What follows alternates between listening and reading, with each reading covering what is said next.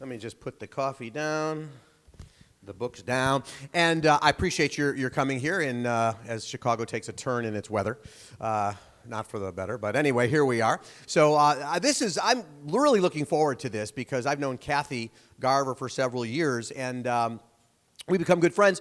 I know you all know her. How many of you look so young, but how many of you are fans from Family Affair from when it first aired? Let's be honest. Yeah, okay, me too. But here's the thing. If you are Family Affair fans, what you may not realize is there is so much more she's done that I'm guessing you don't even know about. Just one example. Do you know she also appeared in the Ten Commandments with Charlton Heston? You know? Yeah, she goes back to, the people in her life and the movies she's done and the shows and the live theater and whatever will astound a lot of you as we go through it. So my job today is to do what I do, which is to play TV host, and I'm going to interview Kathy and ask a bunch of questions, but we're going to involve you. You're nice enough to be here, and I'm sure you have come with questions. She's an incredibly approachable, nice person. I have to say, I've worked with a ton of celebrities. After this, I'll tell you some that are not nice, but Kathy is really one of the nicest that I've ever worked with, and so you will find her to be that way too, and if you are not a, longtime fan from the late 60s, you will be after today. So, as I said, it's Kathy's background, not just the television show that you know, but she has done guest shots in so many other television shows, series of movies, theater, on and on. But I told her I wasn't going to be very long in my introduction because I want her to talk about all of this. So we actually have a video that we're going to run first. I would like to run that first before Kathy joins me on stage, and I'll try and, I don't know where it's showing. I'm going to step out of the way, and here's a little video of Kathy's background.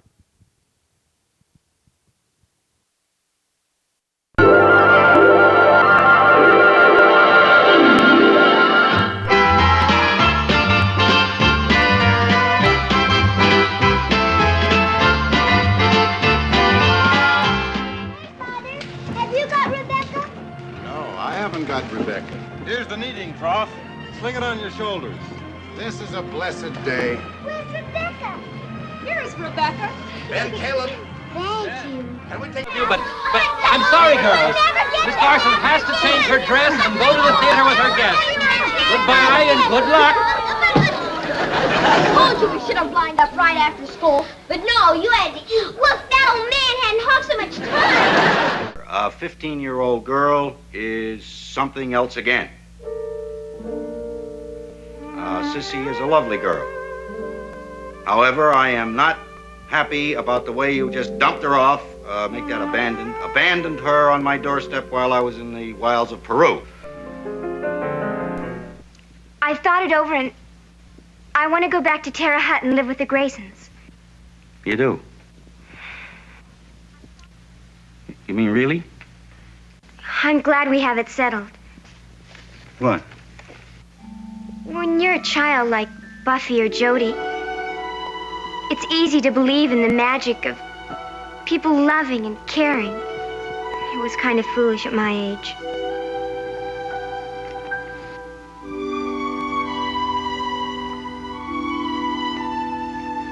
Sissy, what's that mean to you, the magic of people loving and caring?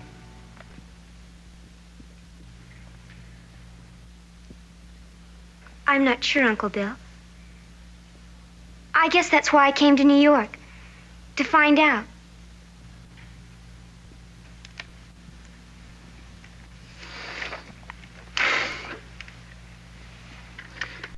Miss Lee, you cancel that letter. So Norton took another girl to Radio City. In a blizzard. Well, that doesn't mean anything. He still like you. He hasn't called me once. You still got brunch tomorrow. He won't come for me in a blizzard. Well, maybe it won't snow tomorrow. Maybe it'll just be cold. That doesn't help. He only likes me in fair weather. I suppose you guys are going to arrest me. Paula, answer me. Yes, it's for the money. Of course it's for the money. How do you think I can afford to live? Anything's better than living here and feeling your criticism. You don't like my friends. You don't like the way I dress. You don't want me to be myself, just a carbon copy of you and Dad. Oh, excuse Excuse me, I'm looking for the Ghostbusters. This must be the circus office. No. We're the Ghostbusters. You're the Ghostbusters? Oh, in that case...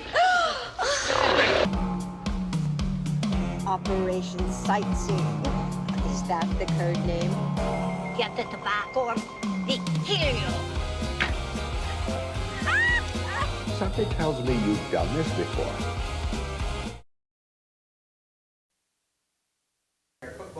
My dear friend, Kathy Garver.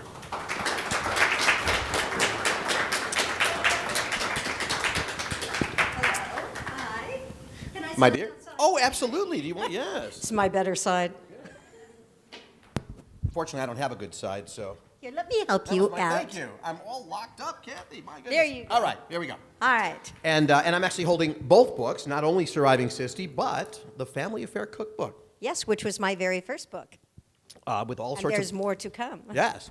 All right. So what we're going to do for a little bit is I'm going to ask some questions. We are going to invite you to join in, and there's a microphone here, at least there. So if you have a question, come join us in the conversation. But first, I want to chat with Kathy a little bit about her background. We will get to Family Affair.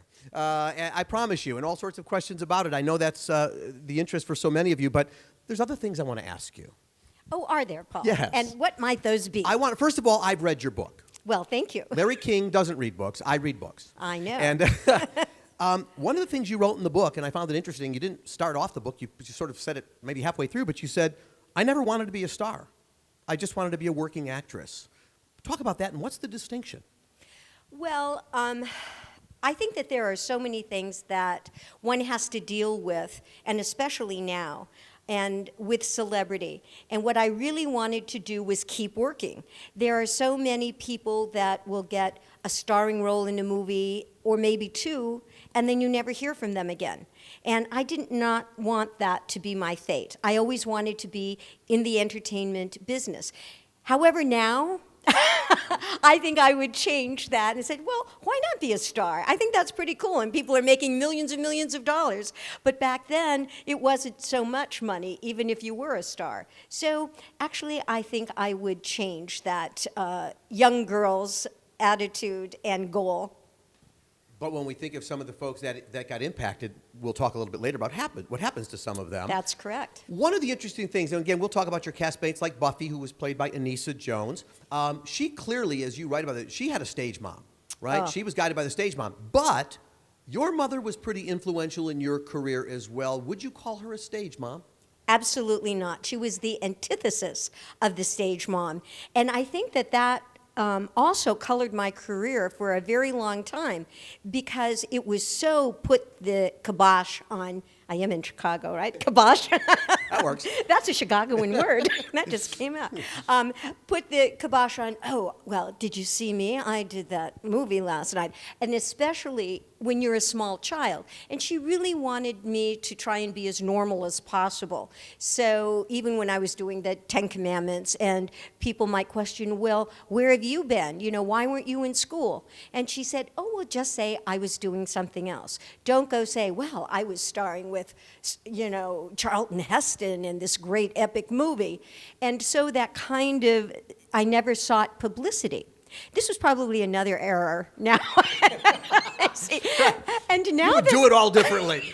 Yes, but now that I have this book, I must say it is really fun going out to meet people and going on my Facebook and getting to know those people and going on Twitter and saying, wow, this is pretty cool. I should have done this before. And publicity is not such a bad thing.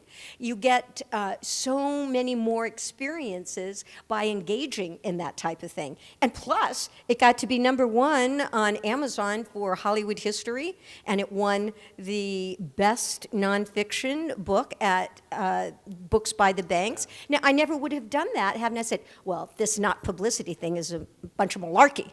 That's a California word. I show up on page 229, by the way. So before we get to Family Affair, again, the movies you've done, and there's so many, but I want to really what I want to do is not ask about the movies per se, but the people you've worked with. Night of the Hunter, 10 Commandments. So for those folks who may or may not remember those movies, you worked with, I had to make a list, and this is such a partial list, Robert Mitchum, Lillian Gish, Shelley Winters, Charles Lawton, Peter Graves, Charlton Heston, Cecil B. DeMille. Cecil B. DeMille. I mean, yes. Yeah, I'm going to get to that specifically, but first, talk to me about the world as a child actress, as a young actress, what it was like to be surrounded. There's Robert Mitchum walking over. Was that amazing to you, or was it no big deal? Well, I was such a young child, and as a child, you're not really aware of the stardom of some of the actors. There's more of a sensory quality, and you're thinking, wow, look at how big that personality is. Not in those words, but I was impressed by Robert Mitchum. Now, I don't know if any of you have seen The Night of the Hunter, but this was a very scary movie. It was way before its time, and it was like a German expressionist kind of black and white horror movie. And with Robert Mitchum, who played this very crazed preacher. And will you hold this for a second? So in the movie, he has L-O-V-E and H-A-T-E written on his knuckles. And he explains to the kids in the movie and other people how love fights against hate, and hate fights against love, and hate fights against love, and love fights against hate, and who is going to win? So this was very, kind of scary. So time passes. It did not get good reviews. Later on, it's like one of the top 10 horror films ever made, and so acclaimed. So as old as I am, I have a 24-year-old son. So I thought, well, when he was 9, it would be all right for him to see his mom as a child. I don't think he's ever recognized his mother as a little girl, just as a grown-up. So, okay, he can watch this movie. So I let him watch the DVD of Night of the Hunter. So he comes back and I said, well, hi, honey, how did you like that movie? Oh, I loved it, Mom. See? L-O-V-E, H-A-T-E. And I thought, uh-oh, perhaps this was a misstep in my parenting path. Not what I wanted you to take out of it. Yes. Let's talk a little bit about Ten Commandments. I mean, it's just one of the classic films of all time. And it's sort of scary to say you worked with Cecil B. DeMille. And here's what I think you can say that nobody else can say. He wrote scenes for you. Talk about that. Well, I was hired just as an extra among the hordes of extra in this big, epic movie, The Ten Commandments.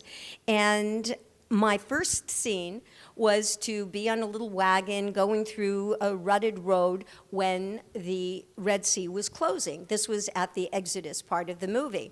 So I'm on my little wagon, and I have a lamb, and all of a sudden I hear this big voice cry out, "Don't let that little girl's face get in the camera."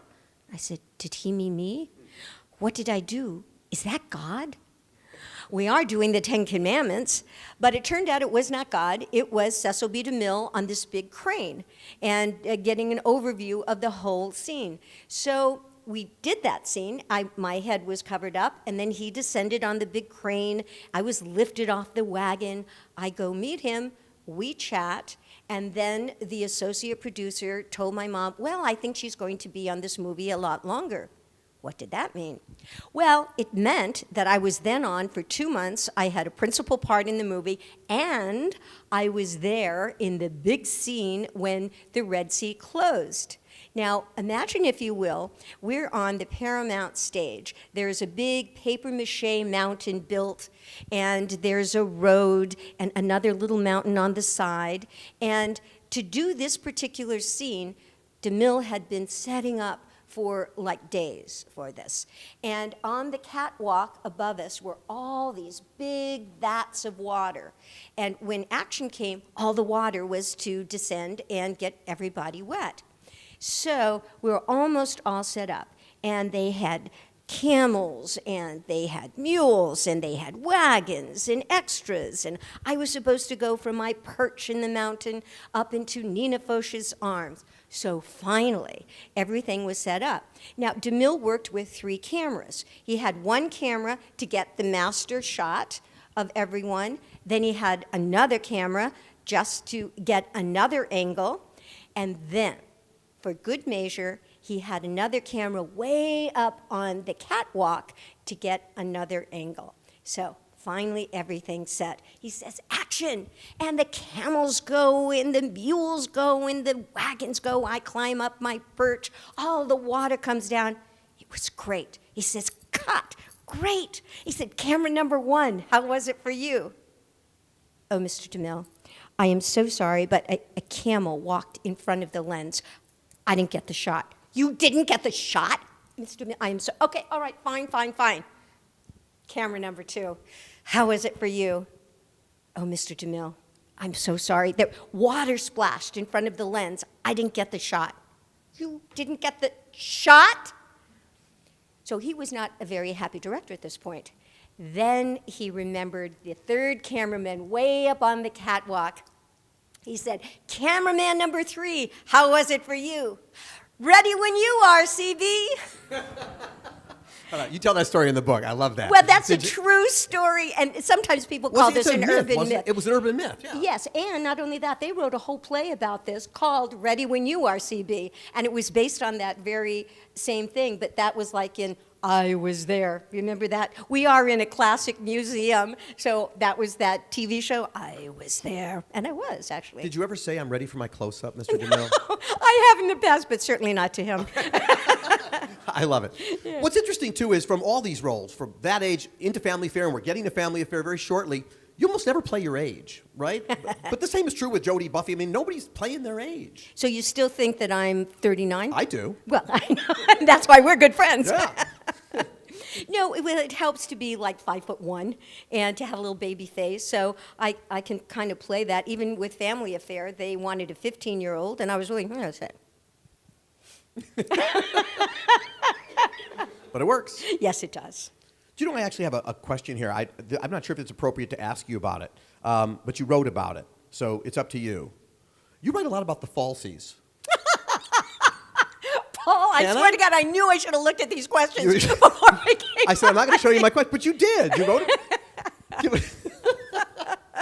Yes, and that was a very subtle lead-in to that. Yeah. Well, yes. Now, I think the first falsies was when I was doing an episode of My Favorite Husband, and I was Lucille Ball. Yes, show. that Lucille Right. Ball. Yeah, Lucille Ball did that on radio, and then CBS took it over, and then they made it into a TV show without Lucille Ball because they wouldn't use Desi. So then she went away and made her own I Love Lucy show to include her husband. So CBS still wanted to do My Favorite Husband, so they did a screen of it. So I was to play a little person, and because I don't know if they couldn't get anyone, but they wanted a little girl to be like a little person. So I really remember that so vividly. It's good news or bad news that I have this memory that I just remember everything, and I would rather forget a lot of things, but there it is, stuck in my mind. So I remember being in the canvas dressing room with my mom, and she says, oh, now go get her ready.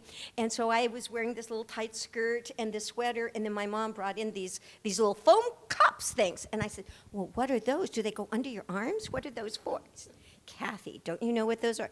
Well, no, Mom. Then my face went as bright as this red sweater. Well, those are falsies, honey, and let me help you put them on. I said, okay. So I had a little bit of experience with that, and then when I did Monkey on My Back, which was a wonderful movie with Cameron Mitchell and Diane Foster, they're doing a remake of this movie. But I had to play a little girl who was 6 and who aged to 13. Now, I was about 11, and I said, well, I'm not going to have any problem playing the older girl and playing a 6-year-old, I don't know. So there I was, a flat-chested 11-year-old playing this 6-year-old, and then I got those nice foam cones again, and I did know what to do with them at that time. But I must say, when I have looked at that movie now, and I said, oh my gosh, I was much more believable as the 6-year-old. And I was, and I even had an Oklahoma twang then. I love it. One of the reasons to read the book is just all about the falsies, but that was me. All right, Family Affair time, right? Let's go to that. Okay. September 1966 through 1971. For those of you sort of like, when was that on? That's when it was on. You were on Monday nights. You were on just after the Andy Griffith Show. And one of the things that struck me as I thought about it, and I remembered I watched it as a kid, but at the same time I thought, that's actually pretty late for a show about family to be on. Why were you on late and did that impact anything? Well, we were on late because the producers and writers originally thought that this fabulous show would appeal to older people because it was about this very sophisticated bachelor, and they were going to follow his escapades with all of the dates that he would have and take the ladies out in all. And the kids were just supposed to be on the side. So when they started showing the show, and then the children and the hot teenager became a little bit more appealing, and the ratings went up, they said, whoops, we're on too late, but it's such a great time slot, because it's right after Andy Griffith, that they just kept it in.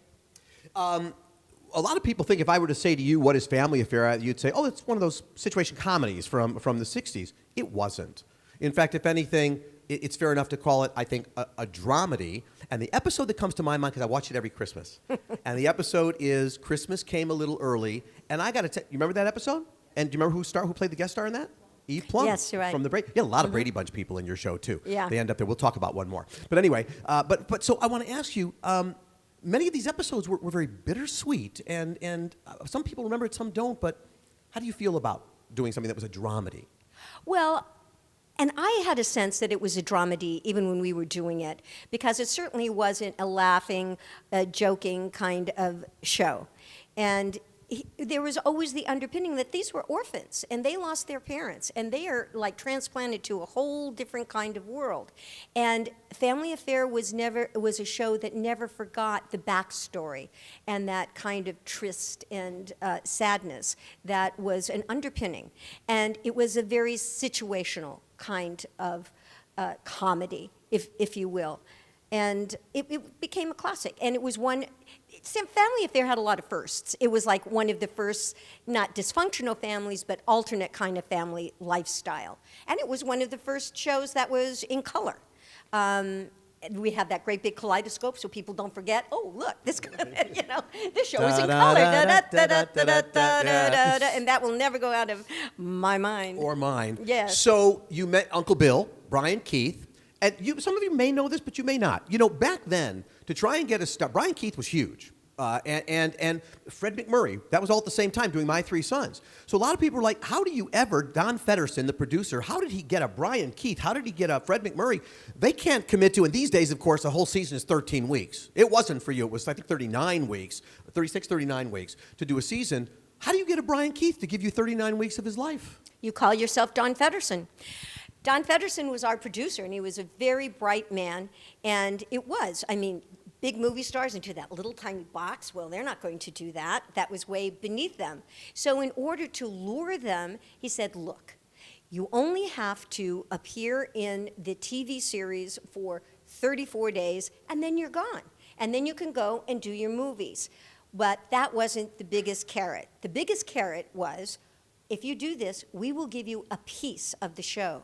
What? An actor actually benefiting financially from the show itself without just being paid to be an actor? Well, this was the proverbial, can't turn down that offer, and he didn't. But what did that mean for the rest of the cast? What it meant was all of Brian's scenes were shot at the beginning of the season. All the scripts had to be done at the beginning of the season. We had one director for the whole show. And we would be shooting scenes for maybe 2 or 3 or 4 different episodes in one day, all the ones that Brian was in. Now, I have to tell the story about Paul and what is in Paul. Paul has a gallery. I knew this was going to come up. Oh, you have it! Did you get it out of the... No, this is the other one. Oh, that's the other So one. I'm going to put this on for this story. Oh, you should put it on. This is Sissy's jewelry. You better not give it to me. I'll keep it. Yeah. Oh, no, you're not going to become a... No, you gave it to me. It's going to... So if you go... Let me just set this up this way. If you go up to the Lisnek gallery, I like saying that, you will find a very similar pendant to that hanging in the gallery from the show. And yet, there's this one. So how can that be, Kathy? This can be... She didn't know I was going to bring that. I did not. Paul is always surprising me. Okay, well, this can be because of the way we shot And we were doing an episode called Flower Power, any hippie episode. And so I was dressed as a hippie, and I had this wonderful medallion. So I was going to UCLA at the time, and I was going to a hippie party, and I thought, well, this medallion would just be wonderful to complete my outfit. It's still fabulous. Yeah, it is still good. You know you're old when you can wear your own vintage clothing and jewelry.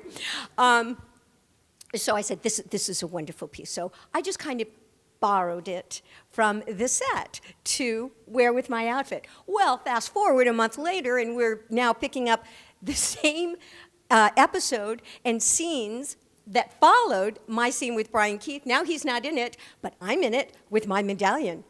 Where's your medallion, Kathy? My medallion? I don't know. Don't you have it, Miss Strom, my wardrobe lady? No, I do not have it. Okay, then. Well, then I had to admit shamefacedly that it was at home. So she sped out. She got another medallion that is very similar to this that you can see in Paul Lisnek Gallery at the Museum of Broadcast Communications in Chicago. And there are two of these. And they're not quite the same. So if you actually watch the episode, you see the discontinuity.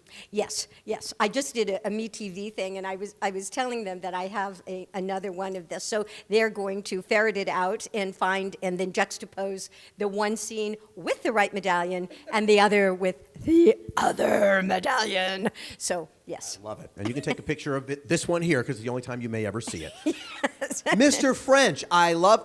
Well, you're not huge fans of Mr. French. Everybody loved Mr. French. Sebastian Cabot, who I came to learn is Sabby. Yes, Sabby. Sabby. But he was not the original Mr. French.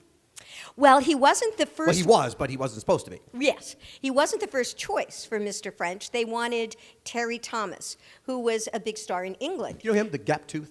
Yeah. And a very funny person, and the production company was going to offer them kind of the same deal. But Terry Thomas did not like kids or dogs. Now, we had no dogs on our set, but we had a lot of kids. So he turned that down. Actually, they even flew him out. He may have just wanted a free trip to America. He went back. And then there was Sebastian, who loved kids, actually. And you were very close with him, right? You'd have dinner at his house? And Right, yes. Yeah. And he was quite different at his home, where he was like laid back and cooking and, you know, had off his dignified Mr. French suit. So. And some people, of course, he was Giles French, and some people remember, wait a minute, there were these episodes where he wasn't around, and his cousin was there. What was going on then? Well, what happened, Sebastian had hurt his wrist, and he had to have wrist surgery. But again, from the way that we shot, we had already shot a lot of the scenes that Brian was in. So when they got his substitute, John Williams, who I adored, he was just fabulous, Sabrina's father, Audrey Hepburn's father in Sabrina, one of my favorite movies. Anyway, he was on the show much, much longer. He did 9 episodes, and Sebastian would just hurry up and heal, and I got to get back there, because John was really delightful. But because of continuity, they couldn't put him in. No, they couldn't. No. The same thing happened with Anissa's leg. She broke her leg, and they would put her behind couches and here and there for shows that she had already been in without a broken leg. So let's talk a little bit about Jodie and Buffy. They weren't really twins. No, they weren't. Right. So Johnny Whitaker, actually, he got the job through Brian, right? They worked together in a movie. Russians are coming. The Russians are coming. And they still are. Yeah, nothing's changed. And Yeah. And Anissa, actually, one of the things I found interesting in the book about her, she was almost in The Exorcist. Not Linda Blair, it would have been Anissa. After she finished Family Affair. But after she finished Family Affair, she was kind of done with show business. But she was offered the role of Linda Blair's part, Reagan, and she turned it down. She says, no, I'm out of here. I'm not going to do any more show business. I think most people know Anissa passed away, drug issues and all of that. So just tell us a little bit about, I have a question later about the child actor thing, but for now, were there issues back then? Was there pressure? What do you think led her to take that road? And you know, Johnny had some issues too. Those are public. You never did. What was going on? Well, I think, you know, you indicated at the very beginning about stage mothers. And also, they didn't allow Anissa to grow up. So she was almost 8 years old when the series started. And at the end, she was almost 13 years old, and she still was wearing a little short skirt and had the little ponytails. And carrying Mrs. Beasley around. And carrying Mrs. Beasley. So I think that she didn't have the opportunity to grow up, and she didn't like to be squashed and say, I want to find my own identity. I'm not a little girl anymore. And so she went back, she met the wrong kids, they were all taking drugs, and that was very unfortunate. Yeah, very sad. Yeah. One Brady Bunch thing, I said we come back to the Brady Bunch. I found this interesting in the books. I had no idea. So Robert Reed did a guest shot in the Brady Bunch. You don't do a lot of dirty dishing. You're very polite to people. But Brian Keith wasn't a big fan of Mr. Reed, was he? No. Mr. Keith did not particularly like Robert Reed. Brian was a great guy, and he absolutely loved kids. But if there was someone he didn't like, he also was very, not vocal about it, but you could tell that he didn't like him. And he had, he had a very different style, Robert Reed, than Brian, and he was very kind of precise, where Brian was a real kind of moment-to-moment kind of guy. And he had all these women that came onto the set, and if he didn't like a woman that was supposed to be his date, he just wouldn't look at them. All through all the scenes, he just kind of look, yeah, that's fine. Where do you want to go? Okay, yeah, we'll go there sometime. You know?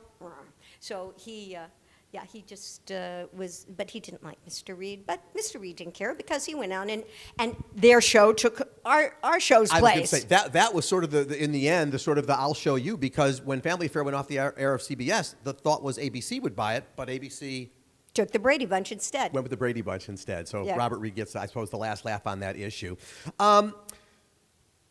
There was also somebody in the cast who, I'll let you you'll know what I'm talking about here, but sort of tied to the producer world, because of your relationship with this cast member who was a boyfriend of yours in the cast, thanks to him, you sometimes got fewer lines. Right? Well, yes. There's a lot of nepotism in the business, and Greg Federson, the son of Don Federson, played my boyfriend. Well, Greg really liked me, and I thought he was darling. He was a very sweet and nice guy, young. I was older than him, and but when the producer, Mr. Federson, saw that his precious son was dating the help, as it were, I started getting fewer lines, but our... because he didn't want you to go out with him, right? Right, yeah. So our relationship ended, but we were still friends.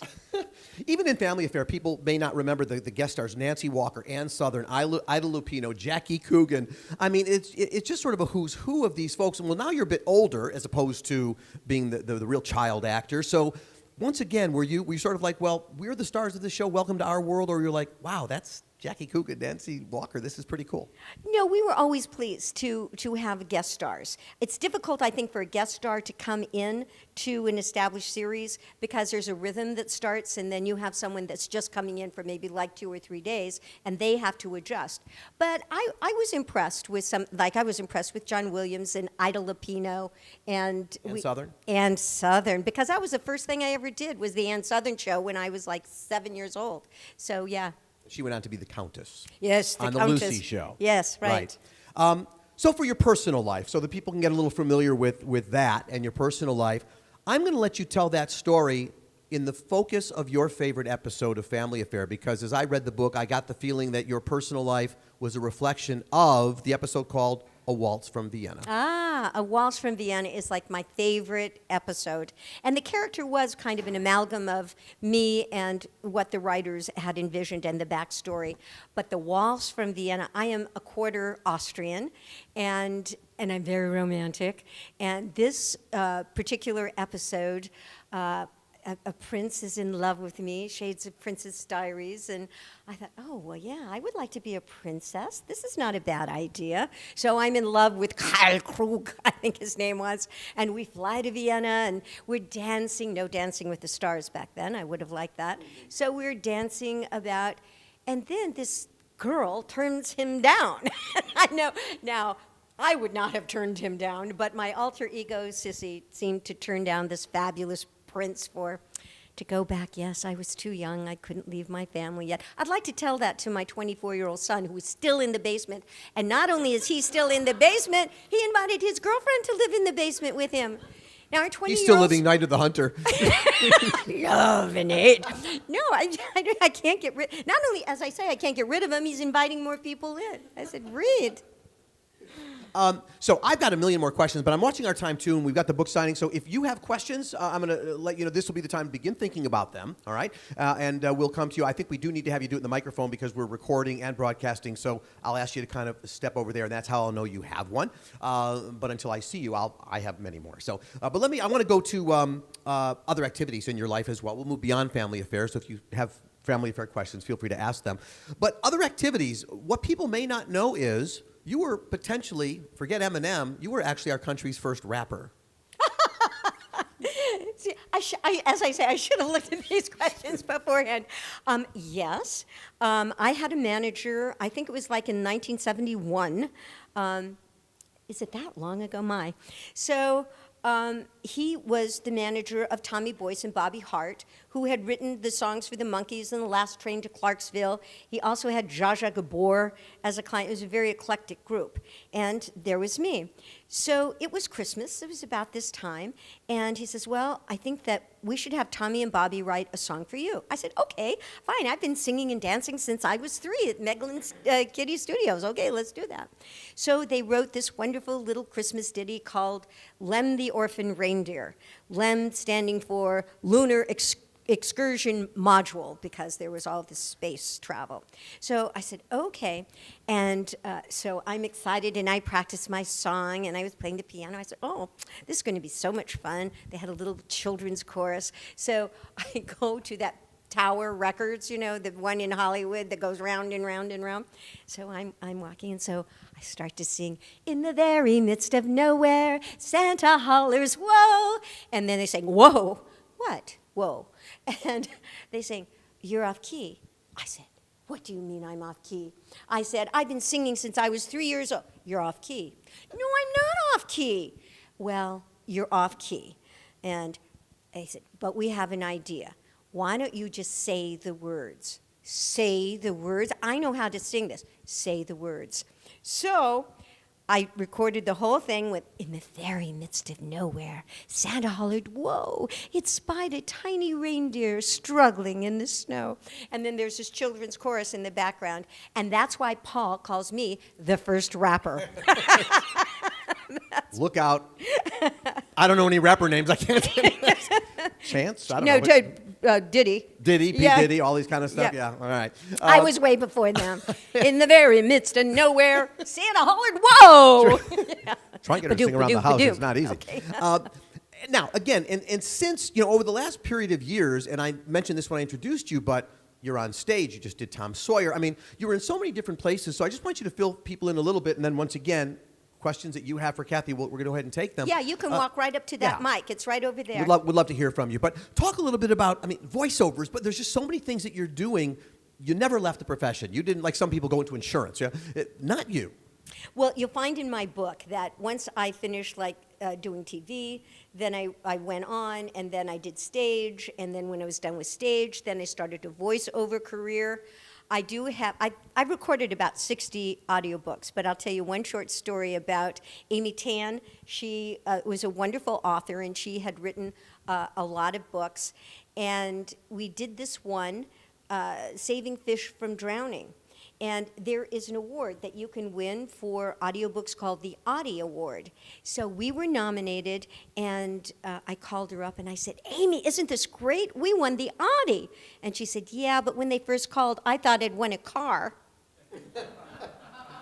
She'd rather have the car? Yes. But I have a little crystal plaque. I like Not crystal the plaques. same. Yeah. Yeah. Bruce, give us a crystal plaque. All right, we're going to come to you for questions. Hi there. Hi there. Thank you for being here today. I just see so much friendship there. Can you tell us how and when you became friends? Where did we first meet? I don't even know. I don't know. I mean, we may have met. I think I was covering an autograph show. It must have been tied to that. You were doing, because Kathy she's wonderful in doing a lot of the autograph shows. And I work not only for WGN, but I work for Comcast. And I was did a show called Primetime Live, or Primetime Chicago. I forget the name. I introduced my show with the wrong title the other night, too. Anyway, and we met there and went to dinner that night. And we've just become friends ever since then. I mean, several years now. But yeah, so when Kathy comes into town, we spend a lot of time, and so yeah. I spend the night at his house. Well, yeah. But we're friends. She gets her own floor. It's all fine. Yes, but, it's good. And Miles and Matthew. My dogs. Those are the dogs. So yeah, but she's, and you know what? She's so genuine and so really incredibly nice that yeah, no. And no I wonder. make my bed. Do you? Well, unless my alarm doesn't go off. Oh, can you just tell that? Do you care? No. So she arrived Thursday night. Friday morning, she had to be on You and Me on Channel 26, where she mentioned me, which was very nice. I was upstairs. I was sound asleep. I know she's going to leave, but I didn't realize. Well, I'll be honest. I went into her room for a moment to drop off some K-cups, and I went, the hell happened in here? My God, I've known her. My room had exploded. She's such a neat, clean person. This is a slight, and now you can tell them why. Well, because I had to be at MeTV at 6:20 in the morning because I was going on at 6:50. So I dutifully set my alarm for 5 o'clock. Did it go off? No. And I awakened, and it is 6:06. I said, you have got to be kidding me. Now, Paul lives 30 minutes from the studio. I said, I have to go to the studio. I have to get dressed. I have to put my makeup on. I have to be there. I have to take a breath so I can talk. So I jumped out of bed. I put on some perfume. I brushed my teeth. I got dressed. I took a little suitcase. I went to the station, sped down the highway, got there, got in, put on my makeup in like 5 minutes. I said, how many more minutes do I have? 4 minutes. Okay, put on my eyelashes. One of the most important parts. Got on the couch. I was there at 6:49. I could not believe it. They said, are you kidding? But anyway, that's why the bed wasn't made. There were clothes all over the place. There were, and I still don't know how she did. There's no way to wake up when she did and be there. So I don't want to ask how I fast have you were an going. angel on my You shoulder. You do. Yes. Hi there. Hello, and I'd just like to say that it's a great pleasure to see you in person. You were one of the first celebrity crushes I ever had, and when I hear that You're talking to music, Kathy, right? it's like, oh, of course. Well, maybe. We'll talk later. Anyways, when I hear that music, it's like feeling like I'm a kid again. But the main thing I'd like to ask you about is, inquiring minds want to know, I mean, we hear so many stories about like Florence Henderson dating Barry Williams and things like that, the kid that played Greg. And, I was just wondering if you had any salacious celebrity gossip for us or anything you can do, like make some news or something here for us. I still told you this would come up. And he did.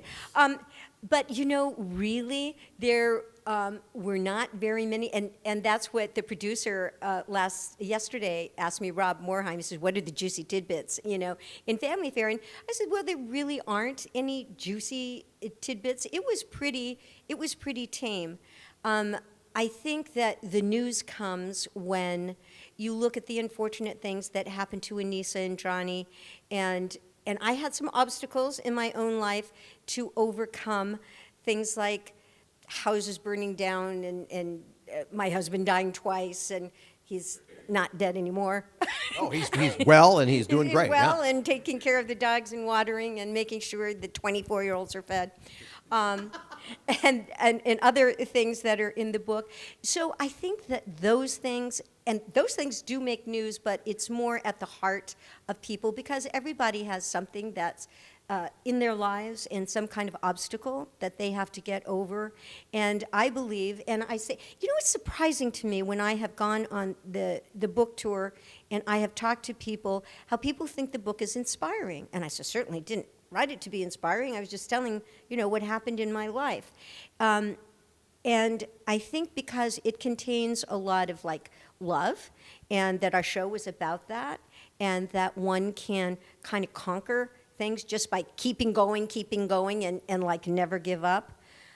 So I think, no salacious. I've never done an X-rated movie, and I've never been to rehab, and so.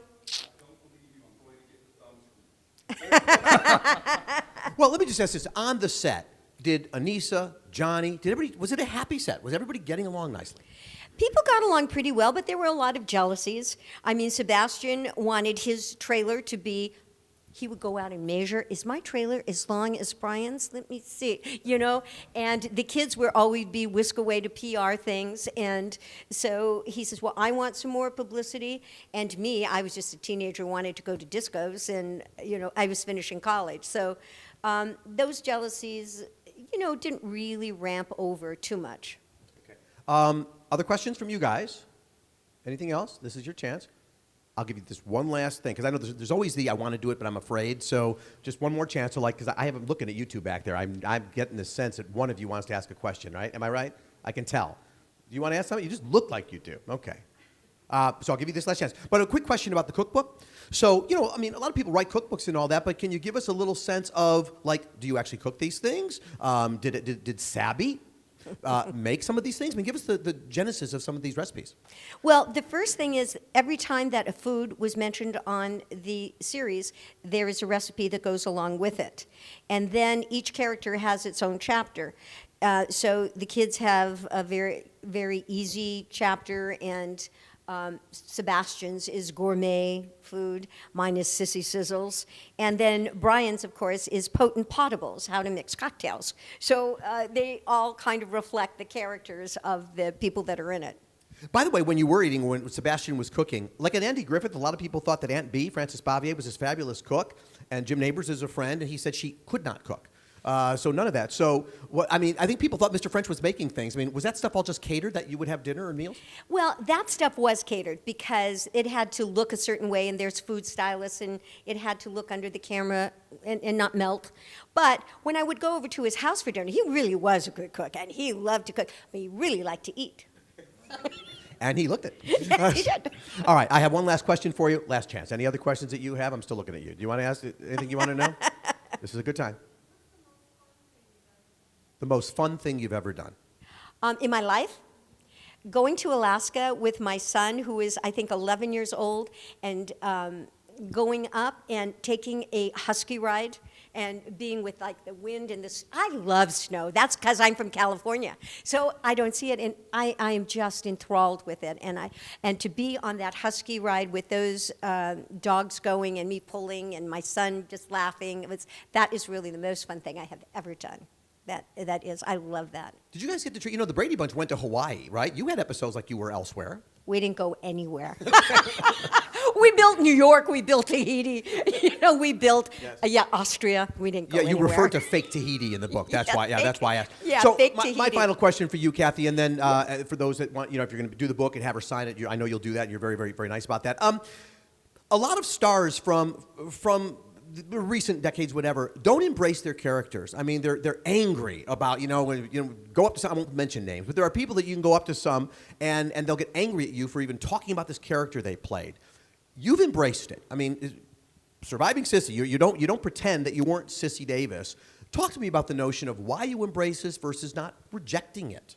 Because it's a part of history. And as you say, I can't reject it. Wait a second. Oh, you look like, well, no, I never were. That's a lie. And I'm very proud of this series, and I'm very proud of the character, and I am glad that it's classic, and I'm glad that it lasted.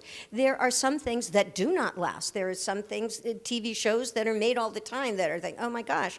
But this particular series, it had a great classic theme, it had wonderful actors, it was quality, it endures today because there is the same problems we have today and the same necessity for loving each other instead of yelling at them and killing them and, maiming them.